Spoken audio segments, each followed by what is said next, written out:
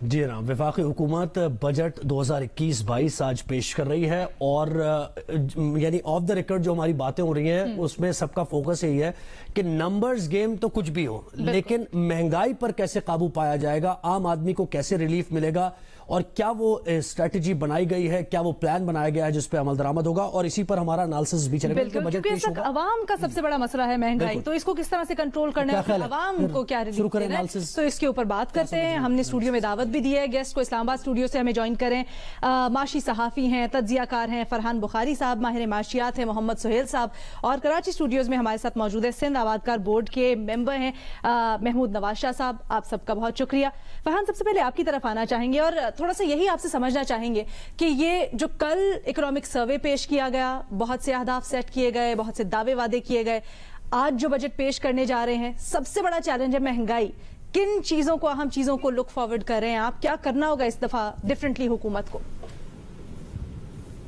جی بہت شکریہ۔ اب تک تو جو اطلاعات آ رہی ہیں ان کے مطابق یہ لگتا ہے کہ کچھ سیکٹرز کو شاید مراعات دینے حکومت چلی ہے، اور خاص طور پہ ڈیولپمنٹ کے حوالے سے بھی جو ڈیولپمنٹ سپینڈنگ کا پلان ہے اس کے حوالے سے بھی کہتے ہیں کہ اس سال زیادہ پیسے رکھے جائیں گے تاکہ ملک میں ترقیاتی کاموں میں اضافہ ہو۔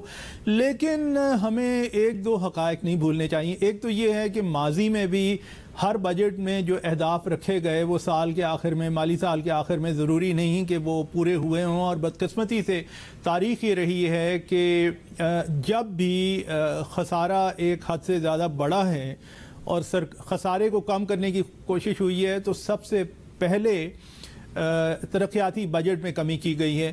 تو اس سال کیا ہوگا یہ ابھی دیکھنا ہے، کہنا قبل از وقت ہے۔ دوسرا یہ کہ جو سرکاری آپ کو اعلانات مل رہے ہیں، آج کی وزیر خزانہ شوکت ترین کی تقریر ہوگی، یہ پارلیمان میں اور سرکاری حلقوں میں جو صورتحال ہے، ایک طرح سے یہ لگتا ہے کہ جیسے حکومت الیکشن ایئر کا بجٹ پیش کرنے جا رہی ہے، لوگوں کو یہ تاثر دینے کی کوشش ہے کہ جناب ملک میں اب بہت بہتری ہو رہی ہے اور الیکشن میں 2 سال صرف رہتے ہیں، لیکن لگتا یہ ہے کہ اگر آج کے بجٹ سپیچ میں وہی تمام اعلانات کی جن کی توقع ہے، جن مراعات کی توقع ہے، اگر ان کی اناؤنسمنٹ ہوئی تو پھر لگتا یہی ہے کہ حکومت نے تو اپنی طرف سے الیکشن کیمپین 2023 سے پہلے شروع کر دی ہے۔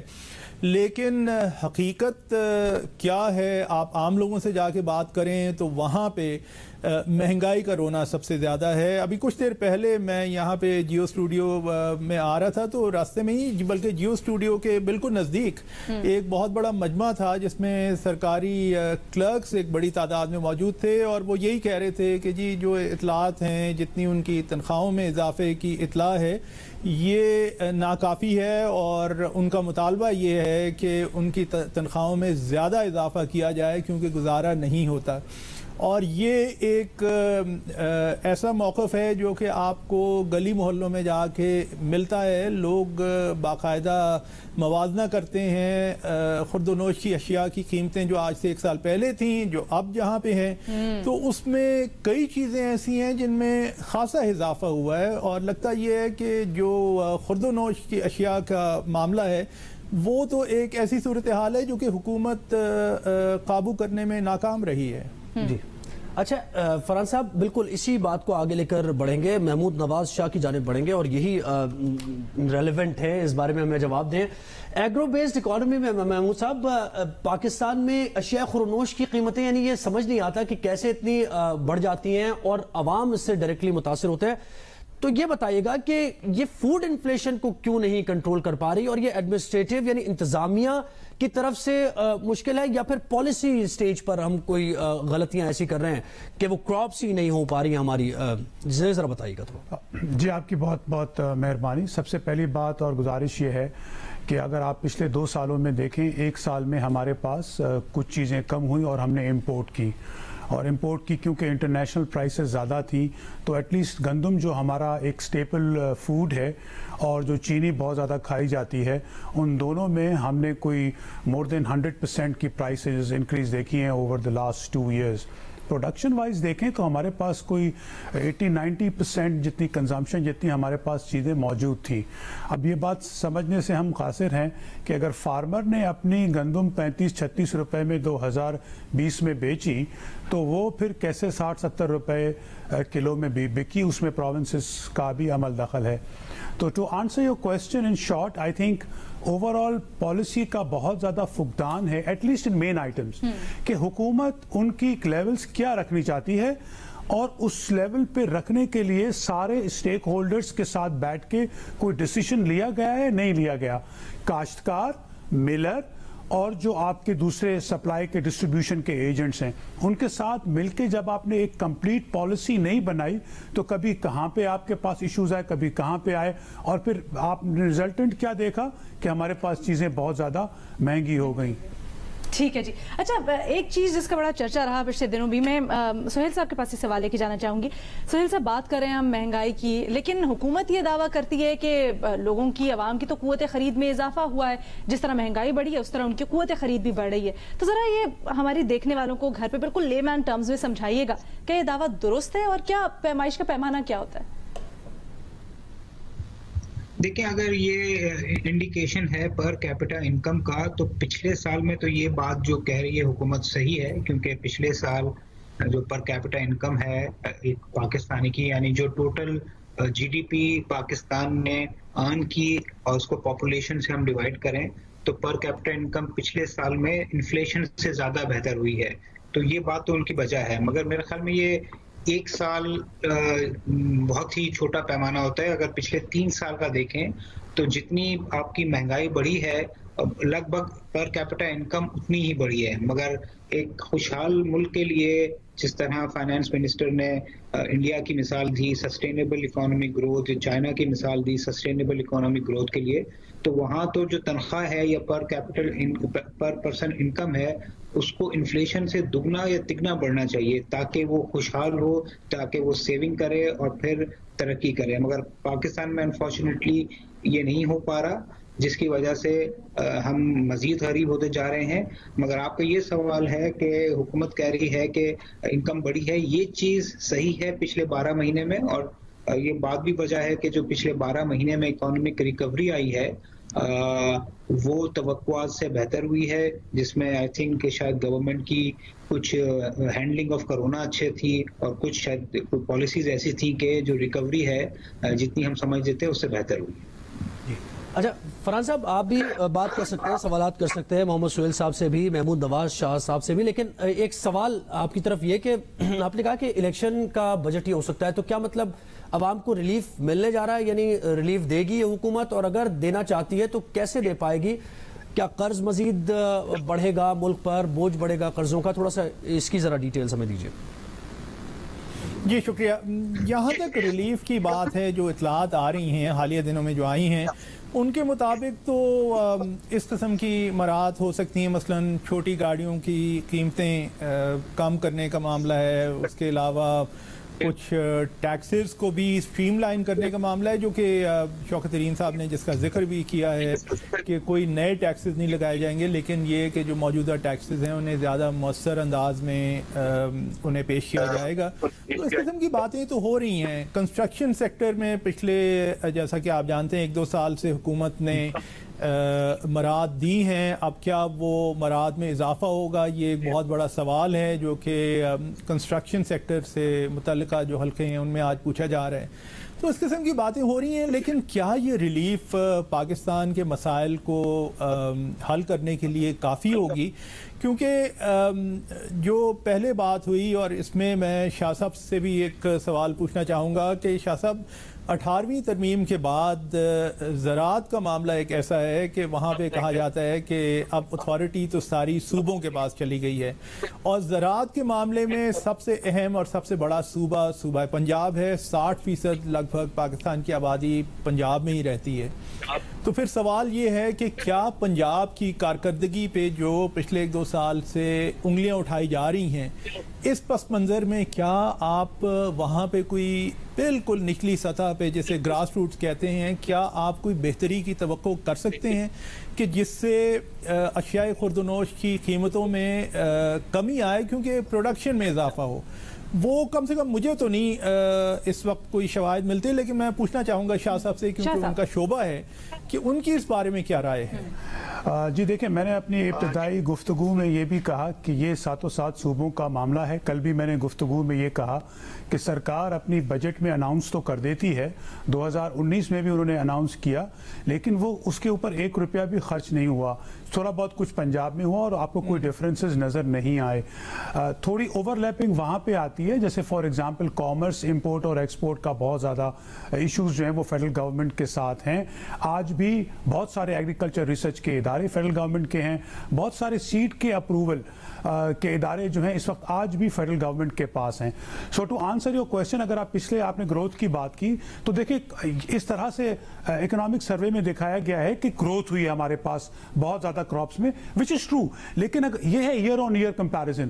اگر آپ کا پچھلے سالوں میں بہت کم گروتھ یا نیگیٹو گروتھ رہی ہے اور اس سال اگر آپ نے صرف اس کو ریکور کیا ہے تو that's not a major increase اور گروتھ نہیں ہے، ایک بات۔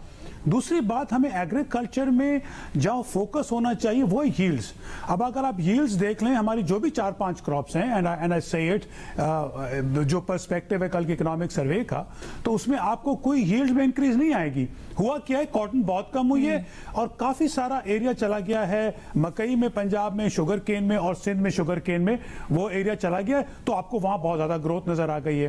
سو ٹو آنسر یور کویسچن، جب تک ہم دیکھیں ابھی ایک تھریش ہولڈ پہ آ رہے ہیں، 125 کلو گرام ہم پر کیپیٹا کنزیوم کرتے ہیں، 25-26 ملین ٹن ہمارے پاس سرپلس گندم ہوتی تھی، آج 27 ملین ٹن بھی ہمارے پاس سرپلس گندم نہیں ہے۔ بجٹ کے اوپر ہماری تجزیہ تبصروں کا سلسلہ جاری ہے اور بریک پہ جانے سے پہلے جس طرح ہم بات کر رہے تھے کہ اعداد و شمار کیا نمبرز ہوں گے، کیا پریزنٹ کیا جائے گا آج، یہ یقیناً امپورٹنٹ، لیکن اس سے زیادہ امپورٹنٹ یہ کہ عوام کو کیا اس کا فائدہ ہوگا، کیا ریلیف ملے گا عوام کو، سب سے اہم بنیادی سوال۔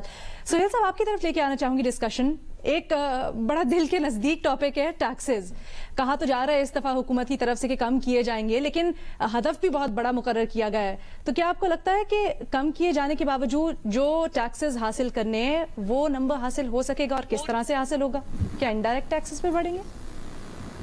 دیکھیں، جو انڈیا ہے، جو کافی چیزیں بجٹ سے پہلے ہی بتا دی گئی ہیں، اب بظاہر لگ رہا ہے کہ کم تو شاید ٹیکسز نہ ہوں کیونکہ پاکستان کو بہت بڑا فسکل ڈیفیسٹ کا چیلنج ہے، مگر یہ بات تو بظاہر طے لگتی ہے کہ شاید حکومت ایک نیا تجربہ کر رہی ہے اور ٹیکسز نہیں بڑھائے گی، کیونکہ شوکت ترین صاحب نے اعلان کر دیا ہے کہ ہم بجلی کے ریٹس بھی نہیں بڑھائیں گے اور ٹیکس بھی نہیں بڑھائیں گے۔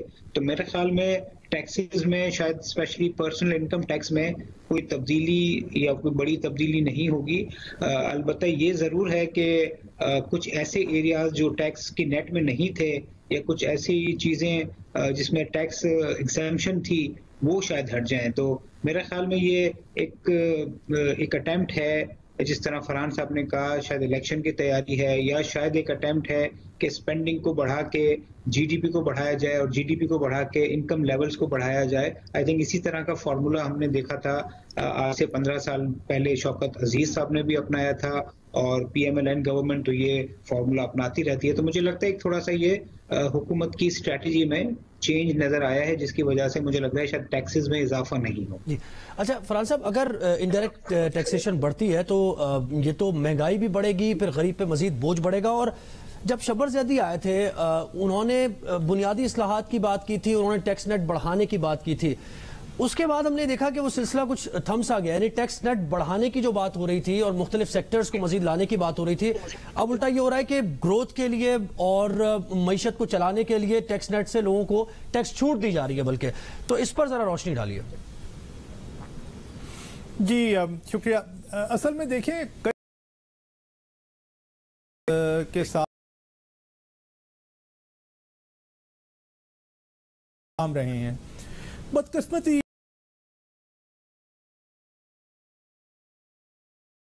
وہ نہ ہونے کے برابر ہے، اور لا قانونیت اتنی پاکستان میں بڑھی ہوئی ہے کہ آپ کتنی بھی کوشش کر لیں، آپ جو بھی نیا تجربہ کریں گے، جب تک کہ لوگ اس بات کے قائل نہ ہوں کہ اس تجربے کو ایک مؤثر اور ٹھوس انداز میں پیش کیا جائے گا، جب تک کہ لوگ قائل نہ ہوں، اور یہ نشستن گفتن برخاستن والی ایک ایکسرسائز ایک کے بعد دوسری ایکسرسائز اسی طرح ہوتی رہے گی، تو تب تک آپ ایک بڑی کوئی بہتری نہیں لا سکتے۔ اور کیا یہ حکومت اس وقت، جبکہ جیسے میں نے پہلے عرض کی کہ ایک الیکشن بجٹ پیش کرنے چلی ہے، کیا اس مؤثر انداز میں کیا پاکستان کی اصلاح کر سکتی ہے یا نہیں کر سکتی؟ یہ تو ایک بہت بڑا سوال ہے، بنیادی سوال تو یہی ہے۔ اگر پاکستان میں قانون کے اطلاق کا سلسلہ کچھ بہتر ہو جائے تو شاید اس سے، اور اسی کے اوپر تھوڑی سی میں آپ سے یہ بھی پوچھنا چاہوں گی، کیونکہ ہم نے دیکھا جیسے شبر زیدی کا ذکر کیا ابھی زہیب نے، تو یہ شرط لاگو کی گئی کہ دکاندار اپنے آپ کو ڈاکیومنٹ کرے، اگر 50,000 سے اوپر کی خریداری ہوتی ہے تو اس کے اوپر اپنے ڈاکیومنٹیشن ہو۔ اب بھی یہ کہا جا رہا ہے کہ جی بینکنگ فٹ پرنٹ بڑھایا جائے گا، تو کیا آپ کو لگتا ہے اس میں کہاں پر رکاوٹیں آ رہی ہیں، کیوں نہیں ہو پا رہا، مزید کس طرح سے بہتر ہو سکتا ہے؟ جی میں آپ سے یہی تو عرض کر رہا ہوں کہ جیسے ہم نے دیکھا کہ سال سال سے تجربے ہی ہوتے آ رہے ہیں، ابھی بالکل معیشت سے ہٹ کے، لیکن متعلقہ معاملہ ہے، چند دن پہلے انتہائی افسوسناک ریلوے کا حادثہ ہوا سندھ میں جو ہوا ہے، اور اس سے 65 کم سے کم 65 قیمتی جانیں ضائع ہوئی ہیں۔ اس کے بعد آپ تقاریر دیکھیے کہ جناب سرکاری ایک وزیر نے آ کے تو بڑی شعلہ بیانی کے ساتھ پاکستان کی 70 سالہ تاریخ کا ذکر کیا۔ بھائی 70 سالہ تاریخ تو ٹھیک ہے، لیکن ابھی امیڈیٹلی پچھلے 7 دن میں یا 70 دن میں کیا ہوا؟ کیا آپ نے اس کی اصلاح کرنے کے لیے کوئی کام کیا؟ ریلوے ایک ایسا محکمہ ہے جسے ہر حکومت جتنے سالوں سے آ رہی ہے وہ ٹھیک کرنے کی کوشش میں اور ٹھیک کرنے کا دعویٰ کر کے گئی ہے، لیکن یہ اصلاح نہیں ہوئی۔ اسی طرح آپ کو اور شعبوں میں بھی ملتا ہے، اور یہ کہانی صرف اور صرف پیسے والے پاکستانیوں کے لیے نہیں ہے، یعنی ان کے حوالے سے نہیں ہے۔ یہ جو پبلک سیکٹر ہے، پبلک سیکٹر کمپنیز، جہاں پہ ایک بہت بڑا خسارہ ہر سال پاکستان میں بوجھ بنتا ہے، اس لیے آپ کہہ رہے ہیں بہت ضروری ہے۔ اچھا محمود شاہ صاحب، آپ یہ کہیے گا کہ وفاقی وزیر خزانہ نے انٹرویوز بھی دیے ابھی بجٹ سے پہلے کافی، انہوں نے یہ کہا کہ جو مڈل مین کا کردار ہے اس کو وہ منیمائز کریں گے، اور منیمائز کرتے ہوئے اس کو ختم کیا جائے گا، کیونکہ وہ یہ کہتے ہیں کہ وہاں 300%، 400%، 200% منافع لیا جاتا ہے، اور اس کے بعد اینڈ یوزر کے لیے پروڈکٹ جو ہے، خاص طور پہ اشیاء خورنوش، سبزی، دالیں، پھلوں وغیرہ کی قیمتیں بڑھ جاتی ہیں۔ تو آپ سمجھتے ہیں صحیح جگہ انہوں نے پوائنٹ آؤٹ کیا ہے، مڈل مین اگر ختم ہو جائے اس کا کردار، حکومت مانیٹرنگ کرے اس کی، تو یہ مسئلہ حل ہو جائے گا فوڈ انفلیشن کا؟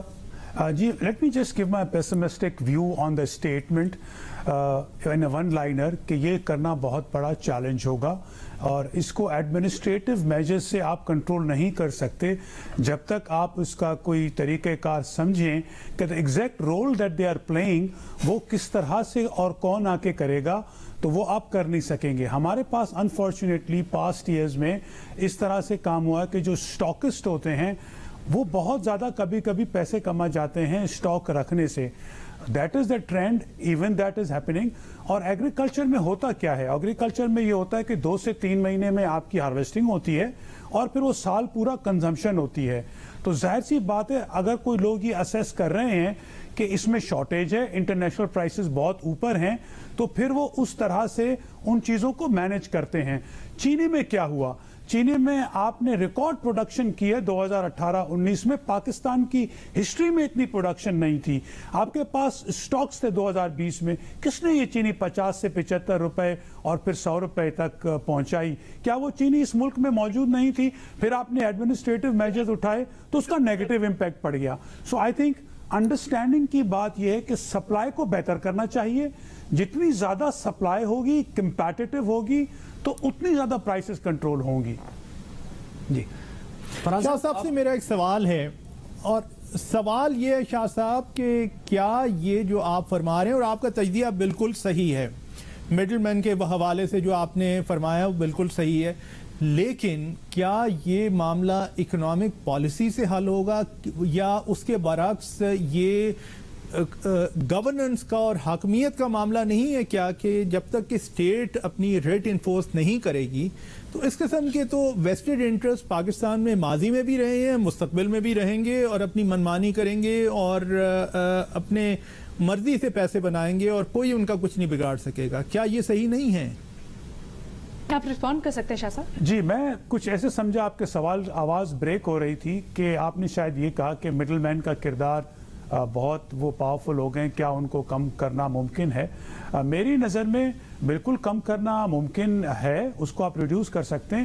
دیکھیں ہم بار بار ایک بات کرتے ہیں کہ زرعی قرضہ جات جو ہیں جو اسمال اور میڈیم سائز فارمرز کے لیے اور پروڈکشن کے لیے بھی بہتر ہیں، وہ دیکھیں اگر آپ کی زرعی معیشت اس وقت $60 ارب کی ہے، جو فارمل کریڈٹ آپ کے پاس اویلیبل ہے دیٹس $9 بلین، اس سے کیا ہوتا ہے؟ اس سے یہ ہوتا ہے کہ جو small and medium size farmer ہوتا ہے اپنی چیزیں پہلے بیچ دیتا ہے. یہ بات شبر زیدی صاحب نے بھی کہی اور بار بار کہی کہ زراعت میں بہت زیادہ انویسٹمنٹ ہو جاتی ہے اور وہ مال پہلے بک جاتا ہے جب وہ فیلڈ میں ہوتا ہے مجبوری میں، اور وہ سستا خریدا جاتا ہے اور پھر وہ اسٹاک کے تھرو مینج ہوتا ہے. تو میری نظر میں it's easier said than done, اور اس طرح کے جب رولز آپ کے بیچ میں ہوں گے اور بہت زیادہ کیش فلو اور کیش ہاتھ میں ہوگی تو نہ صرف ہم جو بیسک کموڈیٹیز وہ بلکہ ہمارے پھول پھل اور سبزیات میں بھی آپ دیکھیں گے تو بہت زیادہ پرائسز ہو جاتی ہیں 3 ٹائمز جتنی ریٹیل پرائس ہوتی ہے. ایشین ڈیولپمنٹ بینک کے کہنے کے حساب سے 15 سے 20% تک کاشتکار کو ملتی ہیں اور باقی ساری چیزیں وہ آپ کی سپلائی چین میں چلی جاتی ہیں due to different reasons, one of them being this.